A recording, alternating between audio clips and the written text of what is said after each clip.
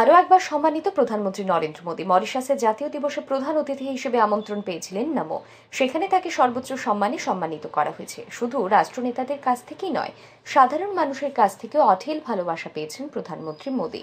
প্রধানমন্ত্রী নরেন্দ্র মোদী যখন কোনো রোড শো করেন, তা সে দেশের যে কোনো প্রান্তেই হোক, হাজার হাজার মানুষ রাস্তার ধারে দাঁড়িয়ে থাকেন তাকে দেখার অপেক্ষায়। কিন্তু বিদেশের মাটিতে সেখানেও এমনই ভালোবাসা পেলেন প্রধানমন্ত্রী মোদী।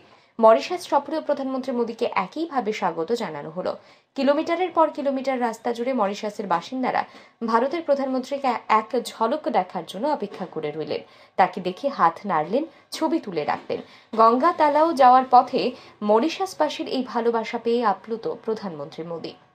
প্রসঙ্গত, মরিশাসে ইতিহাস গড়ার অপেক্ষায় ভারত। সেখানে সিভিল সার্ভিস কলেজ ও এরিয়া হেলথ সেন্টার উদ্বোধন করলেন প্রধানমন্ত্রী নরেন্দ্র মোদী। দুটি প্রতিষ্ঠান তৈরির ক্ষেত্রে ভারতের বড় ভূমিকা রয়েছে। ব্যুরো রিপোর্ট, আর ই নিউজ।